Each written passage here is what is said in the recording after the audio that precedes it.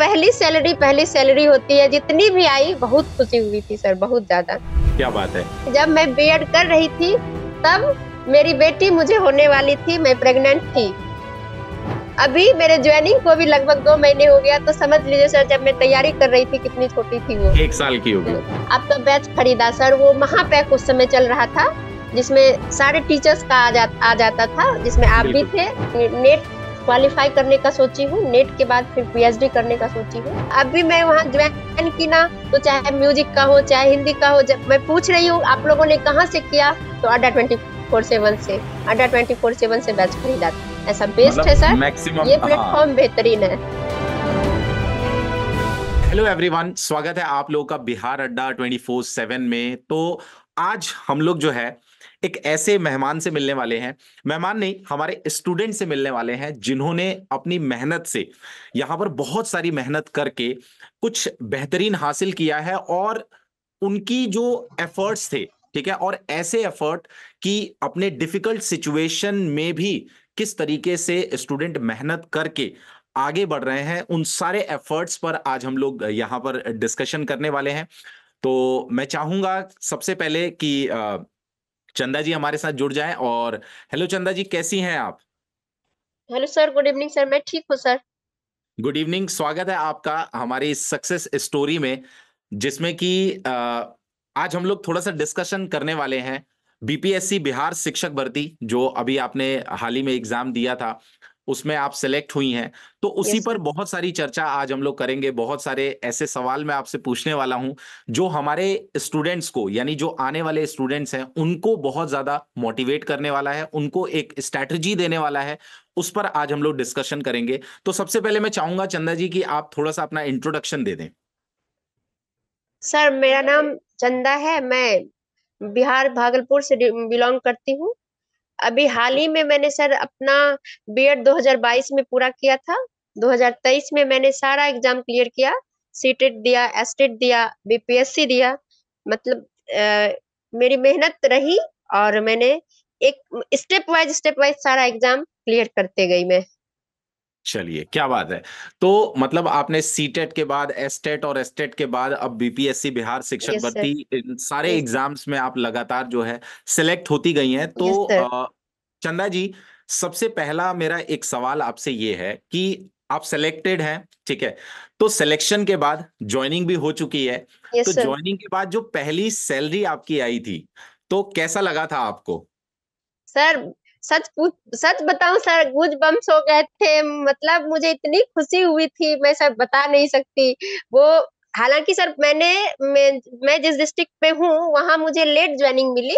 मेरे okay. District की joining 21 फरवरी को हुई, जिस वजह से मेरी सैलरी उस महीने की बहुत ही कम आई, 15,176 रुपया ओनली। लेकिन वाह, सर पहली सैलरी होती है, जितनी भी आई बहुत खुशी हुई थी सर, बहुत ज्यादा। क्या बात है। चंदा जी, थोड़ा सा मैं चाहूंगा कि आप मुझे और हमारे स्टूडेंट्स को, हमारे एस्पिरेंट्स को ये बताएं कि आपकी जो पढ़ाई वाली जर्नी है आफ्टर ग्रेजुएशन, वो किस तरीके से रही है। स्टेप बाय स्टेप अगर आप बताएं तो बहुत ज्यादा स्टूडेंट्स को हेल्प मिलेगी। सर सबसे पहले मैं क्लियर कर देना चाहती हूँ कि मेरी स्टडी की जो जर्नी है कहीं ब्रेक नहीं हुई है। मैं एकदम अनवरत लगातार हूँ, कहीं भी रुकी नहीं है। मैं 14-17 बैच में ग्रेजुएट हुई, और 17-19 बैच मेरे पोस्ट ग्रेजुएशन का था। लेकिन उस समय कोरोना काल चल रहा था, तो थोड़ा लेट हो गया मेरा पीजी वाला सेशन, क्योंकि कोरोना के वजह से एग्जाम्स वगैरह लेट हो रहे थे। तो वो पूरा होते होते 21 चला गया। उसके बाद फिर मैंने तुरंत बिहार बिहार में बीएड के लिए भी एंट्रेंस होता है ना, वो मैंने दिया, फिर बीएड बीएड में एडमिशन लिया। और सर जहाँ तक स्टेप वाइज जर्नी की बात है सर, जैसे ही मैंने ग्रेजुएशन कंप्लीट किया मैंने तुरंत पीजी में एडमिशन ले लिया। हमारे टीएमबीयू यूनिवर्सिटी है, मेरा भागलपुर में यूनिवर्सिटी है, वहां से मैंने अपना पोस्ट ग्रेजुएशन पूरा किया। फिर बीएड का कंबाइंड एंट्रेंस टेस्ट दिया, बीएड में एडमिशन लिया, और फिर बीएड पूरा हुआ। और सर हाँ बता दूं, मैं जब मैं बीएड कर रही थी तब मेरी बेटी मुझे होने वाली थी, मैं प्रेग्नेंट थी जब मैं ट्रेनिंग कर रही थी बीएड का। तो इनफैक्ट जब मैं बीपीएससी का तैयारी कर रही थी, मेरी बेटी बहुत छोटी है सर, अभी भी मैं दिखा दूंगी अभी कैमरा में, 1 साल 3 महीने की है। अभी मेरे ज्वाइनिंग को भी लगभग 2 महीने हो गया, तो समझ लीजिए सर जब मैं तैयारी कर रही थी कितनी छोटी थी वो। 1 साल की होगी तो वो। सर दिक्कत तो बहुत हो रहा था, लेकिन फिर भी मैंने किसी तरह मैनेज करके अपने एग्जाम को क्लियर किया। और मुझे ये था, मैं फर्स्ट चांस में ही क्लियर करना चाहती थी, बार बार का बर्डन फिर मैं नहीं ले पाती। बिल्कुल। मतलब आपने जिस तरीके से बताया तो मुझे इतना तो समझ में आ रहा है कि मतलब शुरू से ही जब आपने पढ़ाई अपनी कंप्लीट की, ग्रेजुएशन कंप्लीट की, तो बड़ा क्लियर था आपके दिमाग में कि मुझे आगे चल के टीचर ही बनना है। Yes sir, right. Yes sir, ये क्लियर चलिए, था सर। अब थोड़ा सा हम लोग आते हैं उन बातों पर। जैसा कि आप भी जानते हो बहुत सारे ऐसे स्टूडेंट्स हैं, ठीक है, मैं जब पढ़ाता हूं तो मैं ये देखता हूं कि 60 to 70% ऐसे स्टूडेंट हैं जो मैरिड है, चाहे वो लड़के हों चाहे वो लड़कियां हों। यस तो सर। मैरिड स्टूडेंट के लिए तैयारी करना कितना डिफिकल्ट होता है, थोड़ा सा आप मुझे बताएंगे। सर जहां तक मैरिड और अनमैरिड की बात है सर, ये तो अंडरस्टूड चीज है कि एक अनमैरिड लोग का जिम्मेदारी और एक मैरिड लोग की जिम्मेदारी में फार डिफरेंस होता है सर। एक बिल्कुल। अनमैरिड लोग को बस अपने माँ बाप या घर को देखना होता है, अपने घर को। लेकिन जब कोई वुमन या लड़की या फिर जेंट्स भी सर, ऐसा नहीं है सिर्फ वुमन ही लड़की ही, जब कोई लड़के भी या जेंट्स भी जब मैरिड हो जाते हैं, तो उनके ऊपर दो दो फैमिली की जिम्मेदारी होती है।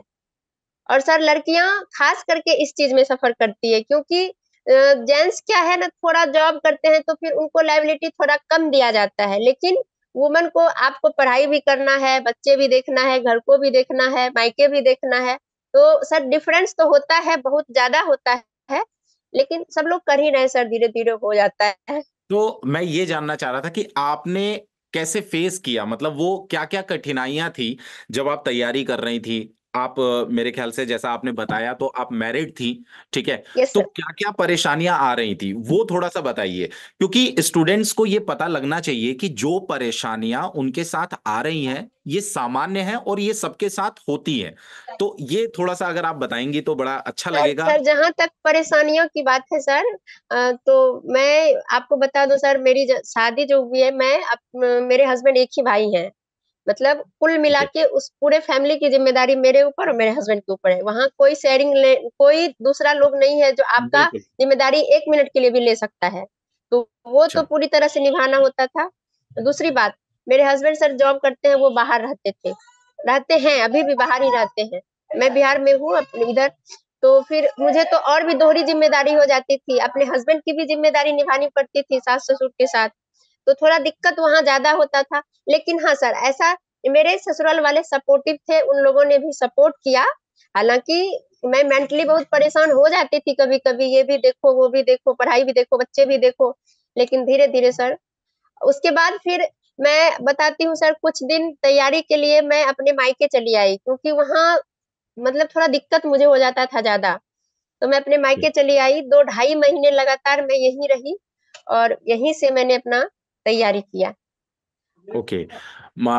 अच्छा, एक चीज और मैं जानना चाहता हूं कि एक जैसे आपने बताया कि जब आपने तैयारी शुरू की होगी तो मुझे लगता है कि आपका बेबी जो है वो 7 से 8 महीने का होगा, और फिर यस जब सर। आप सेलेक्ट हुई तो 1 साल का बेबी होगा। Yes sir. तो मतलब कैसे आप टाइम मैनेज कर रही थी, मैं यहाँ पे जानना ये चाहता हूँ कि टाइम मैनेजमेंट आपका कैसे हो रहा था।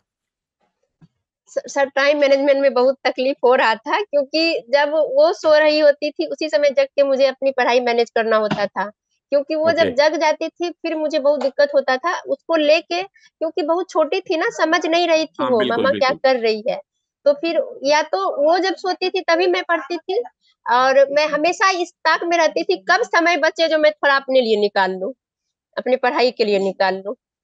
दैट्स ऐसा ग्रेट। होता था। मतलब कहने का मतलब ये है कि चीजें मुश्किल हैं, मुश्किल हाँ थी सर। आपके लिए, लेकिन आपने यस सर। कैसे भी करके उसको मैनेज मैनेज किया। किया। और जब एक छोटा सा बच्चा है उसका कोई टाइम फिक्स होता नहीं है, तो होता बड़ा नहीं है सर, मुश्किल ना होता सोने है का ना कि जगने का। बिल्कुल बिल्कुल। चलिए, तो ये तो हो गई बात कि आपने क्या क्या डिफिकल्टीज फेस की। अब थोड़ा सा हम लोग आते हैं आपकी इस जर्नी पे कि किस तरीके से आपने जो अपनी तैयारी थी बीपीएससी बिहार शिक्षक भर्ती की, वो आपने कहाँ से स्टार्ट किया, उस सफर में कौन कौन ऐसे लोग हैं जिन्होंने आपका साथ दिया। तो इस पर थोड़ा सा मैं चाहता हूं कि आप सर प्रकाश डालिए। सर जहाँ तक बीपीएससी की तैयारी की बात है सर, सबसे पहले तो मैं सर बता दूं, सीटेट सर मैंने खुद ही क्लियर किया है। मैं ओके, खुद से सेल्फ स्टडी से मैंने सीटेट क्लियर किया था बस। बहुत लेकिन बढ़िया। सर जब बात आ गई बीपीएससी की, तो फिर मेरे को ये लग रहा था कि अब तो खुद से नहीं होगा कुछ। तो सर मैं इसी तरह एक दिन यूट्यूब रोल कर रही थी, उसमें आप दिखे, तो आपका मैंने पूरा वीडियो वो बना के डाला हुआ था, पूरा कंटेंट था उसमें, सारा एक एक करके बनाया हुआ था, प्लेलिस्ट। हर दिन का प्लेलिस्ट बनाया हुआ था। वो ओके। मैंने देखा। उसके बाद सर मैंने डिसाइड कर लिया यहाँ से बैच खरीदना है। मैंने ओके। आपका बैच खरीदा सर। वो महापैक उस समय चल रहा था, जिसमें सारे टीचर्स का आ जाता था, जिसमें आप भी बिल्कुल थे। और सर मैंने दीप्ति मैम का भी कुछ क्लास देखा था, अड्डा 24/7 से ही, बिल्कुल उनका भी। बिल्कुल। तो सर वहां से ही मैंने आपका क्लास परचेज किया, और वहां से कंटिन्यू रखा मैंने अपना। आपका एक ओके। भी दिन सर ऐसा नहीं मैं करती थी कि अभी ऑनलाइन है तो बाद में रिकॉर्डेड देखूंगी, मैं किसी तरह कोशिश करती थी कि अभी हो जाए। उस समय सर यदि मेरी बेटी थोड़ा रोती भी थी, तो मैं अपनी मम्मी को रिक्वेस्ट करके थोड़ा ले जाओ, थोड़ा अभी रखो किसी तरह, क्योंकि क्लास जब छूट जाता है तो फिर वो बर्डन हो जाता है, हर दिन क्लास पे क्लास, क्लास पे क्लास हाँ, फिर वो पूरा आते एकदम जाता है। पाइलअप हाँ होते जाता है। हाँ बिल्कुल। ये। तो वो सर मैं तो आपका देखी थी यूट्यूब से ही। और सर मुझे किसी ने सजेस्ट भी नहीं किया था, क्योंकि वैसा कोई सर्कल नहीं था जिससे मैं ये पूछूं, या मेरे सीनियर कोई ऐसे नहीं थे जिससे मुझे ये पता चले कि कहाँ से क्या लेना है।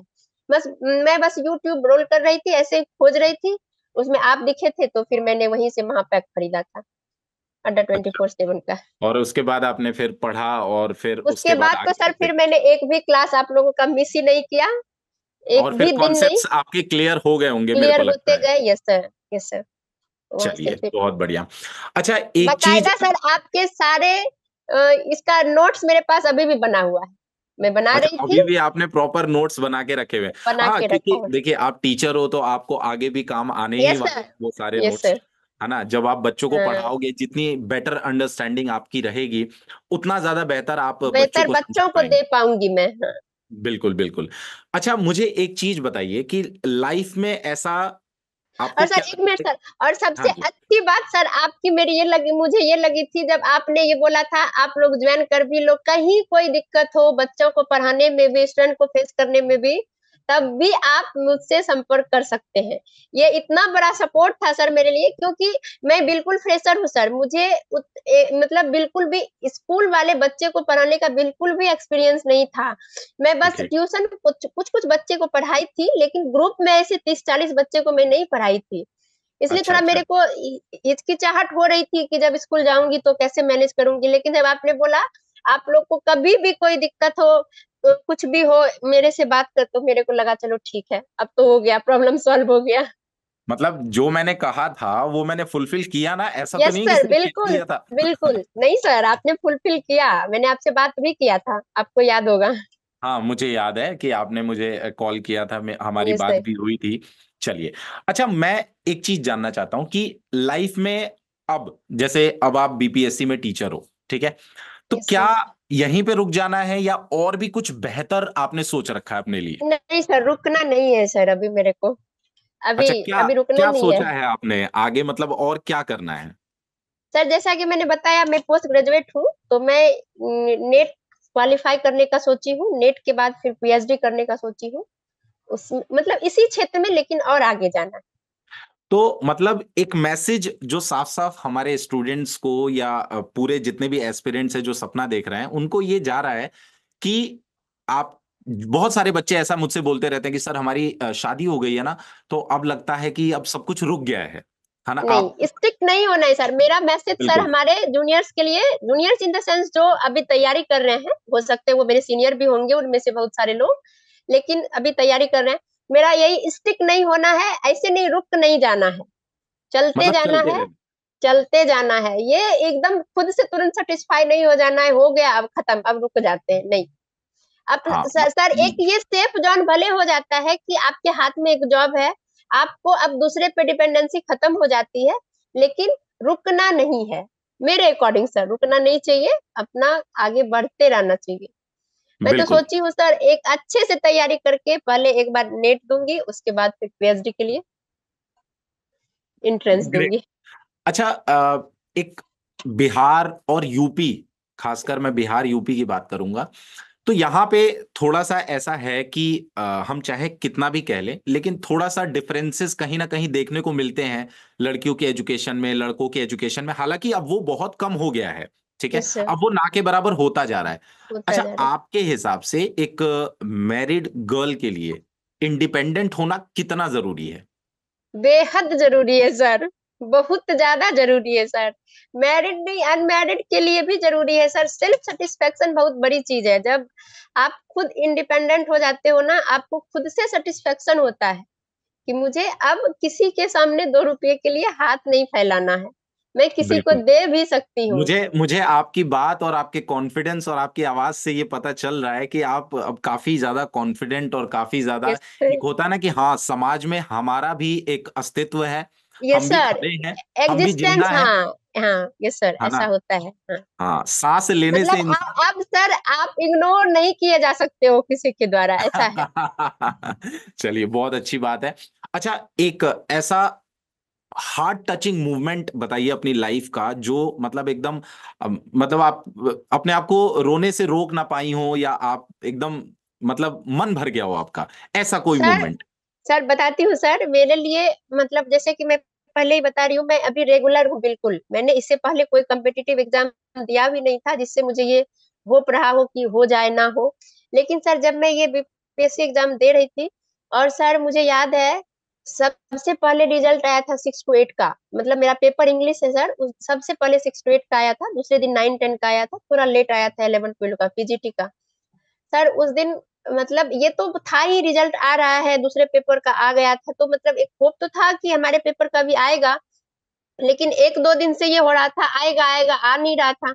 उस दिन सर सडन रात में, अब मैं ना खा के सोने की तैयारी में थी कि अब सोऊंगी, खाना खा लिया था मैंने।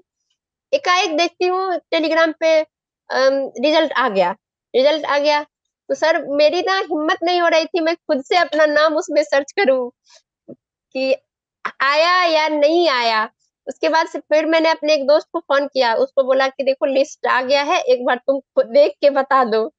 तो सर परेशान तो मैं बहुत थी, क्योंकि लग रहा था पता नहीं हो, क्योंकि सर उस दिन ऐसे मैंने ज्वाइन पीजीटी किया है, लेकिन वो फर्स्ट था जब रिजल्ट आ रहा था 6 to 8 का। तो फिर वो मुझे फोन करके बोलता है मिठाई खिलाओ। बोले झूठ तो नहीं बोल रहे हो ना? बोलता है नहीं, झूठ नहीं बोल रहा हूँ, सच बता रहा हूँ। फिर आपने खुद से भी क्रॉस चेक कर लिया होगा फिर एक बार। सर हाँ, फिर मैंने भी चेक किया, तब फिर मैं, मेरे माँ पापा सो गए थे, फिर उन लोगों को जाके मैंने जगाया और बताया ऐसे ऐसे मेरा रिजल्ट हो गया है 6 to 8 में, अभी और आना पहले आपने बाकी है। अपने मम्मी पापा को बताया कि हाँ भाई, मेरा रिजल्ट हो चुका है। Yes yes sir. अच्छा, मुझे तो मतलब काफी लेट पता चला होगा यानी। नहीं सर, लेकिन उसके बाद फिर मैंने, मेरे को याद है सर, उसके बाद तुरंत फिर मैंने टेलीग्राम पे आपको ही मैसेज किया, हाँ, सर मुझे मेरा 6 to 8 आपका में मैसेज, रिजल्ट आ हाँ गया है। बिल्कुल बिल्कुल बिल्कुल। उसके और फिर बाद पीजीटी वाला भी आपने आया मुझे था, वो भी मैंने बताया था। आपने मुझे फोटो भी भेजी थी अपनी यस छोटी सी सर। बिटिया के साथ, है ना, यस मुझे सर। याद है अच्छे से। चलिए, अच्छा, एक चीज मैं ये जानना चाहता हूँ, बीपीएससी शिक्षक भर्ती 3.0 4.0, जैसा कि अभी 3.0 हुआ एग्जाम लेकिन कैंसिल हो गया, तो यस सर। अभी 3.0 होने वाला है, 4.0 होने वाला है, तो इंग्लिश के स्टूडेंट के लिए अगर आप 3 से 4 चीजें एकदम क्रिस्प अगर आप बोलेंगी तैयारी के लिए, तो वो क्या क्या होनी चाहिए, मतलब पॉइंट वाइज अगर आप बताएं तो। सर पॉइंट वाइज बताऊं ना सर, तो फिर सबसे पहले तो मैं बताऊंगी कि जिस तरीके से आप पढ़ा रहे हैं बस वो फॉलो कर ले, वही बहुत बड़ी बात है, पहला। दूसरी नंबर, पैसेज पे पकड़ होनी चाहिए। पैसेज, सर पैसेज यदि समझ ना ही आया ना, तो फिर नंबर बहुत ज्यादा का फर्क हो जाता है। बिल्कुल पैसेज पे पकड़ होना चाहिए। और तीसरी बात, ये इडियम्स फ्रेजेस वगैरह जो है, ये सब चीजें थोड़ा याद होना चाहिए, क्योंकि उस समय कंफ्यूजन होने लगता है जब एग्जाम हॉल में बैठे रहते हो, क्योंकि आप एक दो पढ़ के नहीं गए होते हो, आपने बहुत सारा पढ़ा होता है, उस समय कंफ्यूजन क्रिएट हो जाता है, ये होगा या ये होगा। क्योंकि बीपीएससी का ऑप्शन भी कुछ ऐसा होता है जो थोड़ा ज्यादा कंफ्यूज करा देता बिल्कुल है बिल्कुल बिल्कुल स्टूडेंट बिल्कुल। को। मेन मेन तो ऑप्शन ही है मेरे ख्याल से, ऑप्शंस ने बहुत ज्यादा ऑप्शन कंफ्यूजन क्रिएट किया। कंफ्यूज किया है। तो सर अच्छा यही अच्छा, सब बातें थोड़ा तो फॉलो मतलब करें तो। 3 चीजें हैं, अगर आप मेरे साथ तैयारी कर सकते हैं, ऐसा यस सर। स्टूडेंट जैसा कि हमारे बता रहे हैं कि आप मेरे साथ जुड़कर तैयारी करिए। दूसरी चीज करिए। जो सबसे ज्यादा इंपॉर्टेंट है कॉम्प्रिहेंशन, और तीसरी चीज जो सबसे ज्यादा इंपॉर्टेंट है दैट इज ऑप्शंस और इडियम फ्रेजेस और वोकैबुलरी आपका स्ट्रांग होना चाहिए, राइट? स्ट्रांग होना चाहिए। हाँ, तो यस सर। ये तीन चीजें मेरे सारे स्टूडेंट जो भी देख रहे हैं वो सभी लोग अपनी कॉपी में नोट कर लीजिए, क्योंकि यही तीन चीजें हैं जिसने चंदा जी को पहली बार में ही शिक्षक बना दिया यस है सर। बिहार में, है ना? Yes Bihar sir. सरकार में शिक्षक बना दिया है।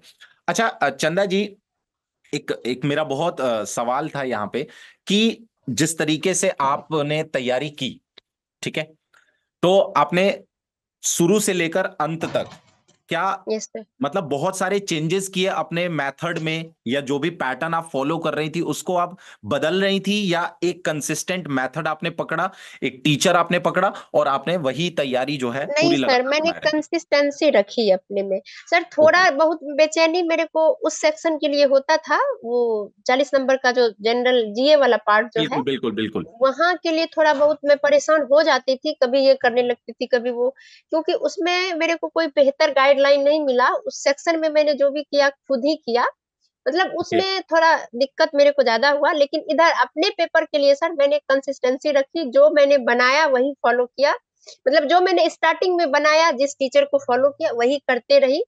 चेंजेस उस सेक्शन में मैंने नहीं किया, बिल्कुल नहीं किया। चलिए, बहुत अच्छी बात है। तो अब एक मैसेज जो डायरेक्टली आप हमारे स्टूडेंट को देंगी, एक छोटा सा मैसेज अगर आप हमारे स्टूडेंट को देंगी तो वो मैसेज क्या होगा? सर मैं छोटा सा मैसेज यदि बोला जाए तो मैं यही दूंगी, हालांकि सर ये हो नहीं पाता है कि टेंशन फ्री होके तैयारी करिए, लेकिन बोलूंगी यही, दिमाग को कूल रखिए, तैयारी करिए। हम ही लोग हैं सेलेक्ट हो रहे हैं, आप लोग भी होंगे। बिल्कुल। तो कहने का मतलब ये है चंदा जी का कि अगर वो सेलेक्ट हो रही हैं तो आप भी यस हो सर। सकते हैं, क्योंकि हो वो भी सकते एक हैं। नॉर्मल, अगर आप बिल्कुल देखोगे सर, दो आई दिन एम पहले। Average student sir. हाँ, तो चंदा जी भी एक एवरेज स्टूडेंट ही थी, और आज जो है, आज भी हो सकता है एवरेज स्टूडेंट ही हो लेकिन सेलेक्ट हो चुकी हैं। तो यस सर। हम ये कहेंगे कि हाँ, एक सरकारी कर्मचारी तो बन चुकी हैं, है ना? यस जिसका सर। सपना जो है बिहार के हर घर में देखा जाता है मेरे देखा ख्याल से भी, जाता है, यस सर। है ना? चलिए, तो चंदा जी, बाकी एक चीज मैं चाहूंगा लास्ट, जो कि बहुत ज्यादा जरूरी है हमारे चैनल के लिए, यानी बिहार अड्डा 24/7 के लिए, आप अगर कुछ कहना चाहें तो। सर अड्डा 24/7 इज द बेस्ट। यहाँ से सर आपको किसी भी क्षेत्र में, ऐसा नहीं है सिर्फ इंग्लिश के लिए, मैंने सर अभी मैं वहाँ ज्वाइन की ना, तो चाहे म्यूजिक का हो चाहे हिंदी का हो, जब मैं पूछ रही हूँ आप लोगों ने कहाँ से किया, तो अड्डा 24/7 से, अड्डा 24/7 से बैच खरीदा था। ऐसा बेस्ट है मतलब सर, मैक्सिमम, ये हाँ। प्लेटफॉर्म बेहतरीन है।